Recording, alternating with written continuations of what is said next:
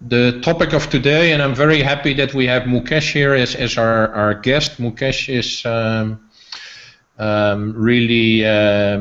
really extremely knowledgeable in this area, and at the same time not only knowledgeable but also very passionate about this topic. So, and why is it something relevant to us at this point in time? So.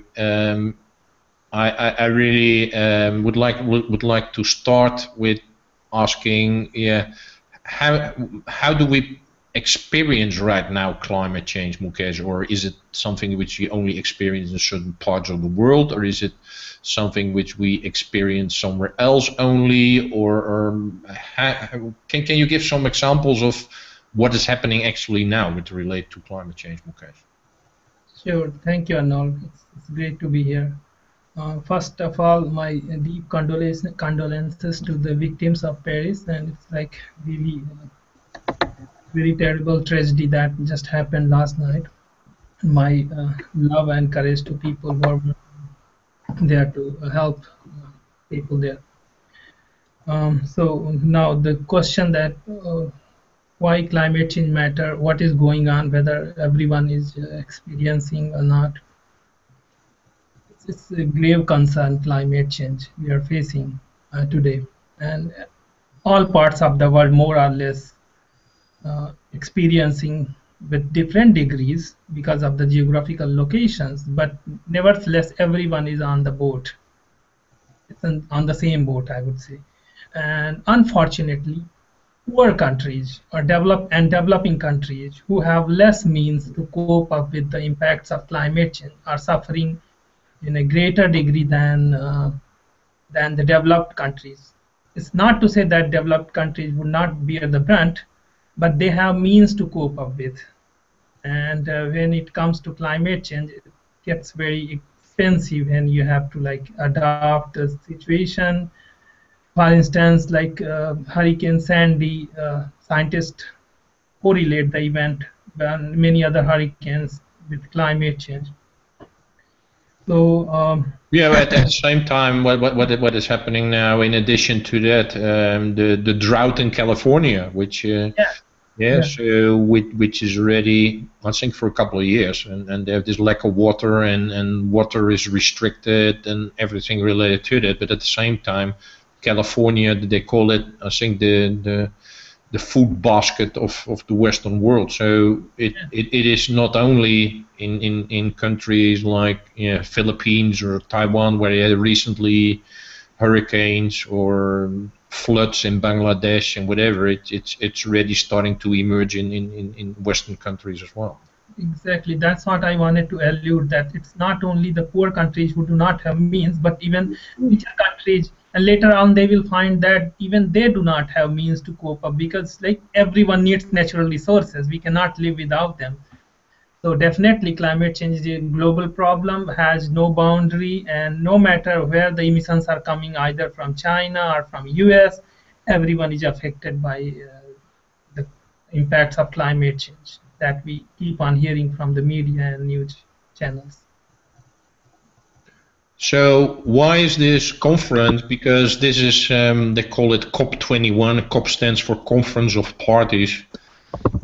It's a United Nations conference which will just start in little than 2 weeks. Why is this conference so important then? Because they're already discussing, because it's COP21. 21 means they're already discussing for 21 years. So why is this one so important then? This one is important because every next conference is important. But the thing is, this one is unique. Is like the world has never ever been this much serious about tackling the climate change. And if you remember, like COP15 that happened in Copenhagen was a major disaster in terms of nothing came out of it, and there was a huge expectation. So since then, policymakers, governments, businesses, everyone was looking forward to some major milestone that can set the guidelines and provide guidelines for the coming future, so that we have a blueprint that we can work on. So this is what the expectations are, and people are more realistic this time, and it seems that this event will not be a major fiasco. But again, the only issue is that the scale and intensity that we need to solve this problem, climate change, to remain below 2 degrees centigrade temperature compared to pre-industrial time by 2050 is like, we need transformative development, and Paris conference is just one single step.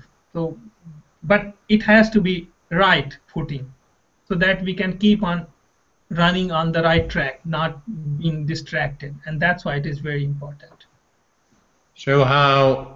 So what you say is that there is transformation needed at a big scale, which means that both poor countries and rich countries need to agree on actions, and obviously the new agreement, we won't go in detail here, but that means that each individual country has to commit to certain actions, and these actions are, I would say, in essence, a transformation from the way they were doing things before. So why is this transformation going to happen now? Or what is driving this transformation?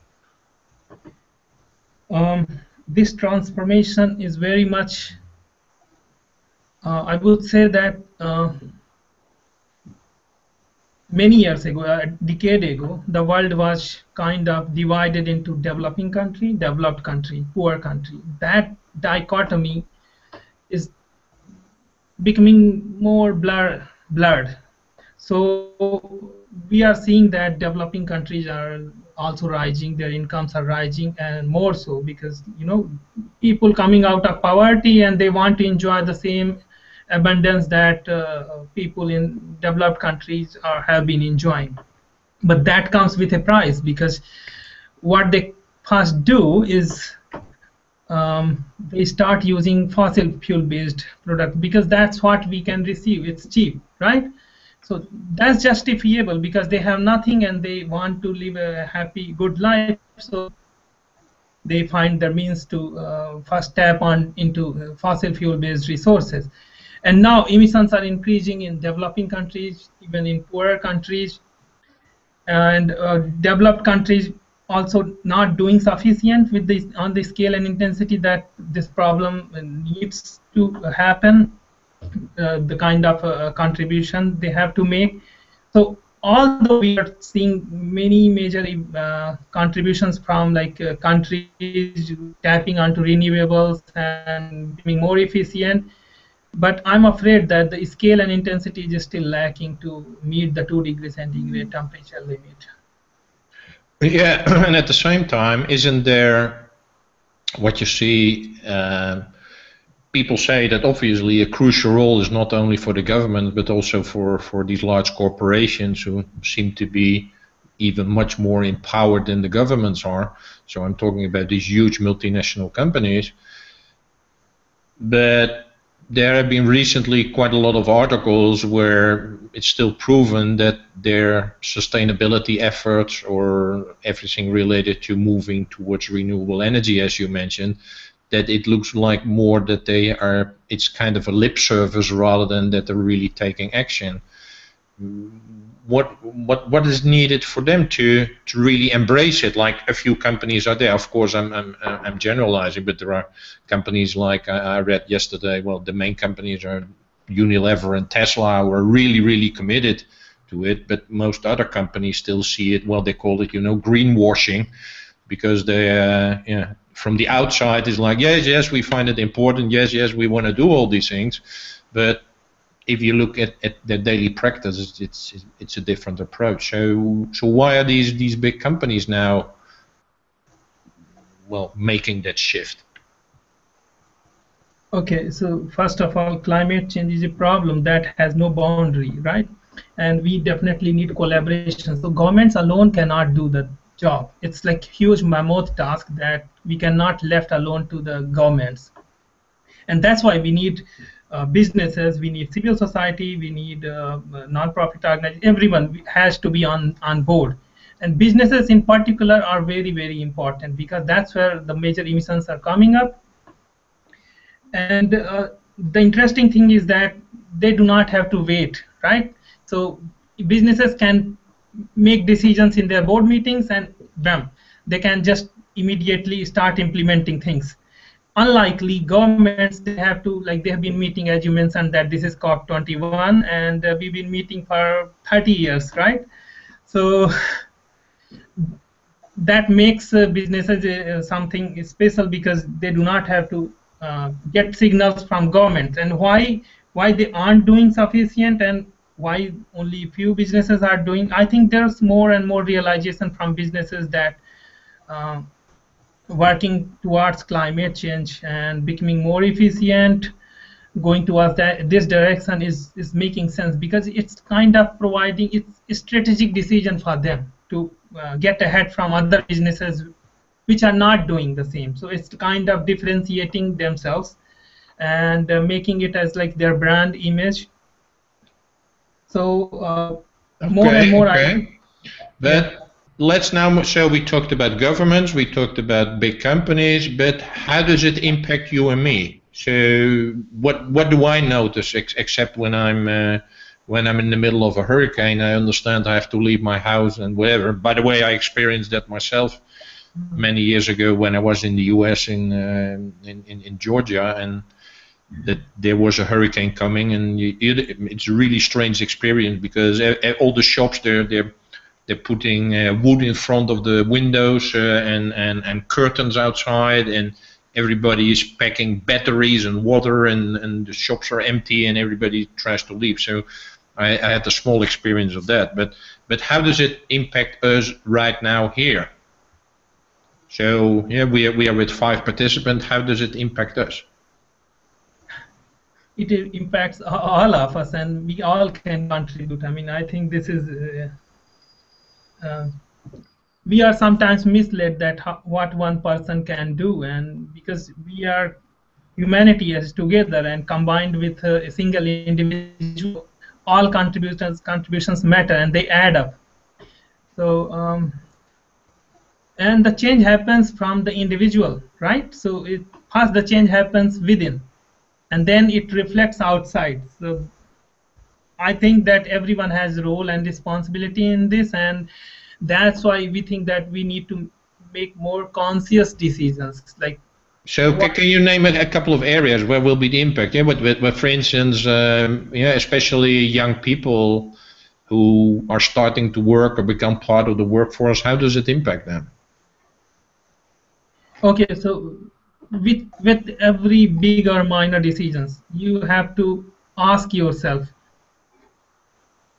whether this decision is going to help towards the solutions of, like, helping environment in reducing climate change impacts or not. And you can clearly find answers. So first you would say that awareness has to be there. I think we already have enough awareness, especially in developed countries, and we do need to do a good job in developing countries. But this self-awareness, that your next action points, your decision, whether it goes against the climate change or environment, helping environment, or towards. And I'm not saying that we have to completely drastically make a change. No, we can incrementally do. So whatever I'm doing, if I'm like, if I have incandescent, I can just change the CFL. If I have CFL, I can switch to LED.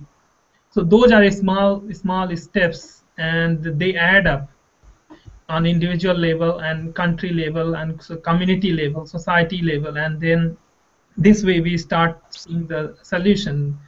So I think at this point we need to have a combination of top-down and bottom-up approach. So what you're alluding is a bottom-up approach, that citizens and communities work together, collaborate their activities together, and from bottom-up, which is going like COP21 is a bottom-up, right? So even UNFCCC, that is United Nations Framework Convention on Climate Change, under the auspices which this COP21 is happening, although it is top down, but it also has, as you mentioned, I think we did not get a chance to talk, INDCs, that is internationally determined, internationally national determined contribution. Yeah, exactly. So it's like jargon, but it says that countries, individual countries, get to choose what's important for them, what sectors they can work on. So, for instance, a country in Africa is rich in forestry, so they can reduce their emissions from forestry sector. They don't have to reduce their emissions from somewhere else. So they have provided this plan in the run-up of climate COP21 that will be implemented starting from 2020, I think. So we need a combination of bottom-up, that is community-driven, personally driven, and top-down, both. Absolutely, absolutely, and that is quite crucial. So what can our people here in the call, and I'm going to open up for questions and answers. What can we do now? So when we maybe put down the phone and we click the button like it is the end of the hangout. Yeah, are we just continuing with our daily work, or well, relaxing because it's weekend? But how can we contribute? Okay, I think I'm more getting into these days, like as my friend Edwin, who just joined on my request last night. So I'm more into getting, I see solutions, and more people are coming up with that as well. This self-awareness. Self-awareness means asking question, what I'm aware of at this moment. So after the end of this call, whenever you get into any like daily routine tasks and start doing your course, if we just keep on becoming like self-aware, okay, what I'm aware of at this moment. So every action from that point of view will not come on unconsciously, and we will make conscious decisions. Okay, this is helping me and this is helping the environment. That's a good choice. So this has to be inculcated as much as we can in our daily life, and I think that's where the real change would emerge. Okay, well, thanks very much, Mukesh, for your wise words. Are there any questions for Mukesh or for us, or things we like to share with each other? If you want to, please unmute yourself, because then we can hear you. Go ahead, Mario.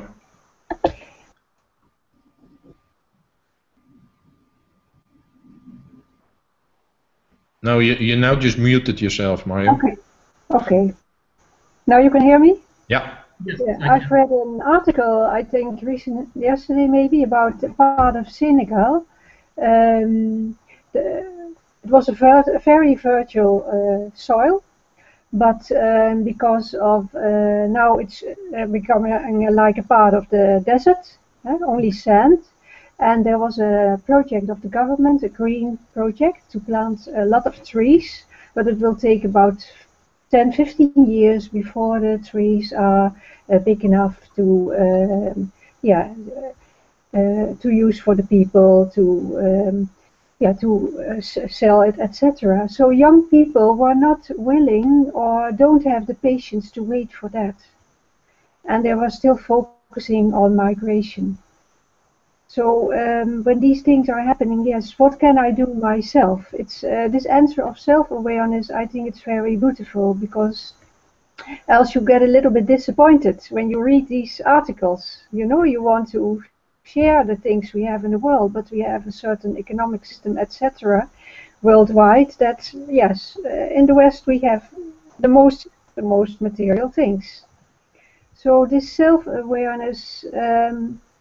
When I want to practice this today, from today on, that means when I buy something, I think about the effect of it.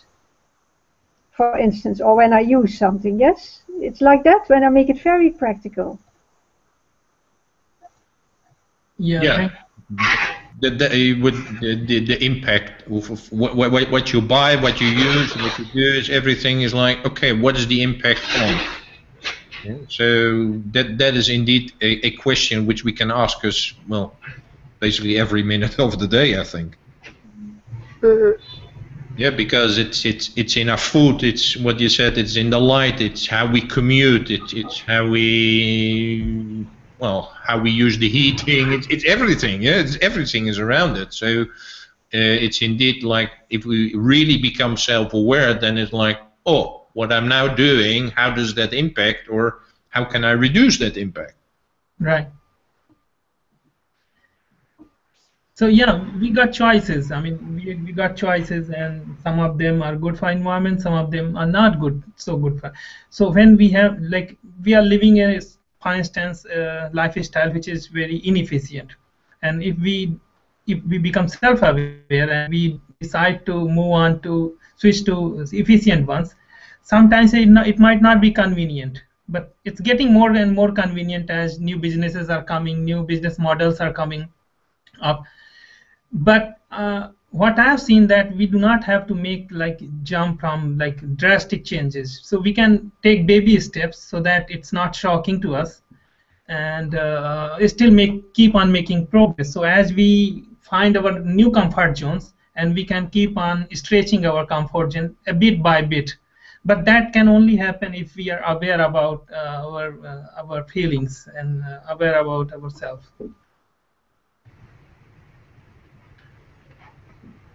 Any other questions, remarks, suggestions? Yes, I have the remarks on your how can we make an impact, and I agree that each of us is a consumer, and we have the power of consumer, so we can have the informed choice, the informed decision when we buy something or when we commute or when we leave. But still, individually, it's possible. But how we can scale up, like how we can make 1,000 people, 10,000 people do the same as us. So for me, it's still a question. Yeah, it is. But one of the main suggestions with many people are addressing is the food you eat. If you become vegetarian, well, we all know that the meat industry is the second largest contributor to greenhouse gases in the world, beside the violence what we're doing to all the animals, which I'm not even addressing. But so that's where there are initiatives like Meatless Mondays, or just having a few days a week vegetarian meal and whatever. So supporting these movements and contributing yourself is really important. But it's like I think it's what Gandhi showed in India is that you need a few people who get started, and then you add more people, and then you add more people, and then you add more people. But as long as you're really committed and doing that and changing things, but it's your own example. If you are really doing it in your environment and showing it, you don't even need to tell. I can share a quick story.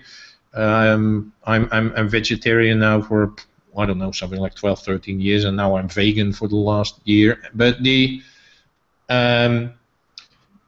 obviously, and I was the only person in my family. But when my elderly mother came to my house when it was Christmas or Easter, and she comes eating, then I gave her vegetarian food. And that was it. So we never discussed about that or whatever. I just gave the example, and that's what I was doing. And when she, a few years ago, when it was her 80th birthday, she had all kinds of friends, and there was a party. And then she said, I have an announcement to make, and I had no clue what was going to happen. And then she said, I decided to become a vegetarian. So that when she was 80 years old. And again, I've never pushed it. I never told her to that, because I respect what she's doing. And again, she's old or whatever. So I was like, fine, you must be doing. And then people ask her whatever. And she said, well, I learned that from Arnold.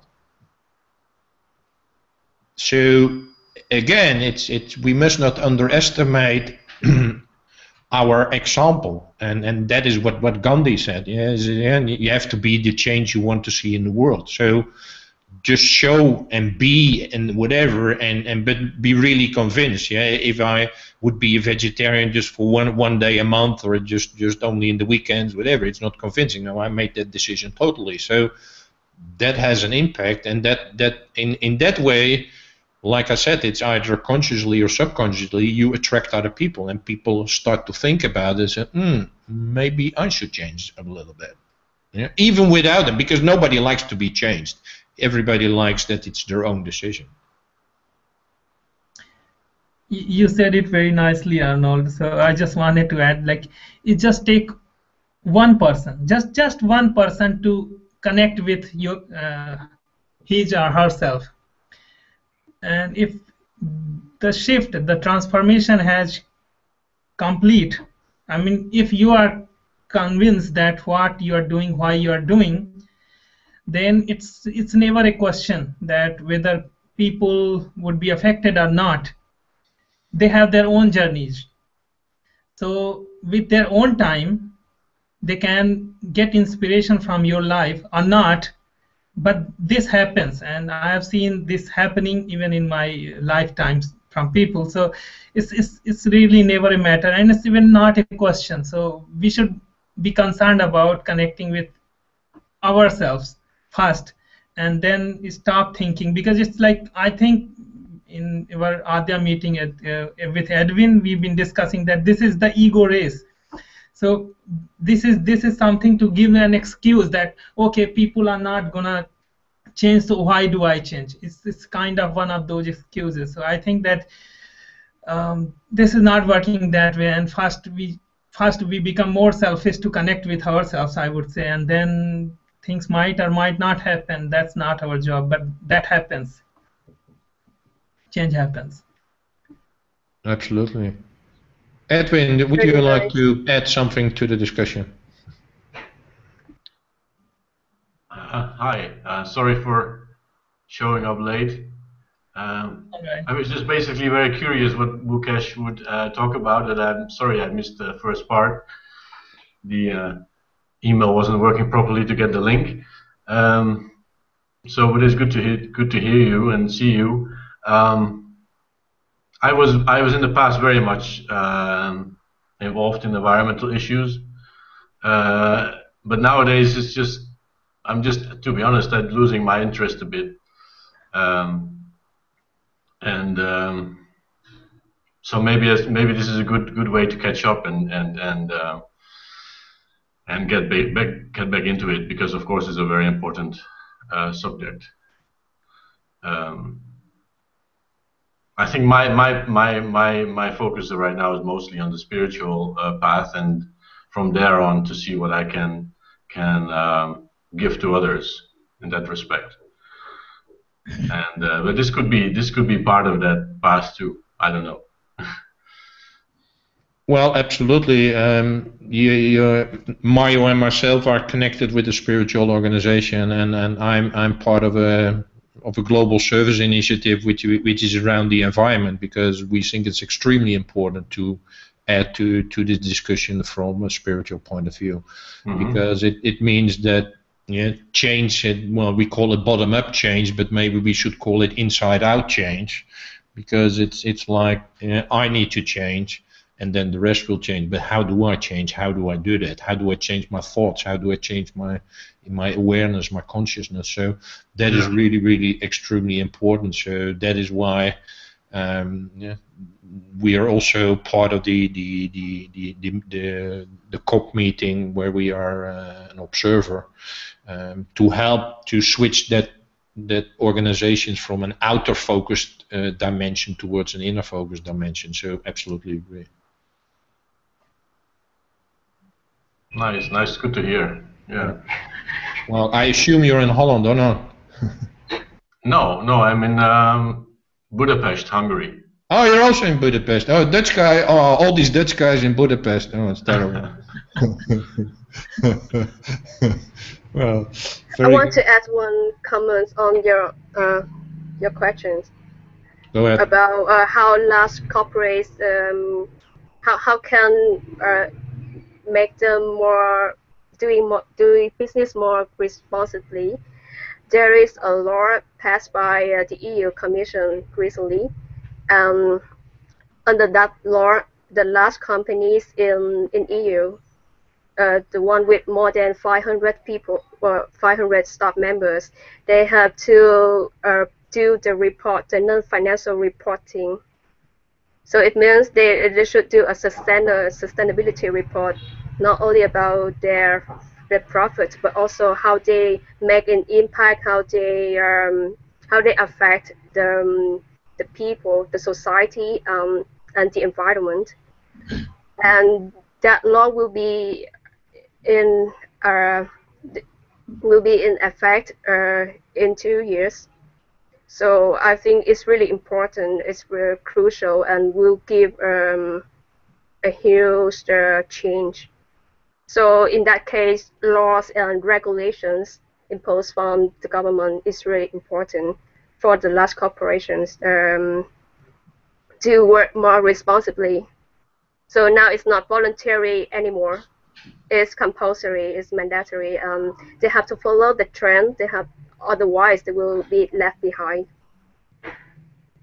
Well, that's good news. That's good news. Absolutely. So that's an example of a top-down approach. But yeah, like Mukesh said, we need both. Well, maybe we need top-down, bottom-up, and inside-out. Maybe that's a good way of concluding because we're running out of time. So I would like to thank Mukesh for being our expert on the topic and sharing it. And I would like to thank you for attending it, especially because it's on a Saturday. And we will continue this series where we have every 14 days, every 2 weeks, we are discussing, we will pick up an interesting topic and share with you and discuss, well, what it impact on the individual and how does it impact our way of living and working. So we will continue with this, and I thank you very much. Thank you. Thank you too. Thank you, Mukesh. Thank you. Thank you. Thank you, everyone. Bye.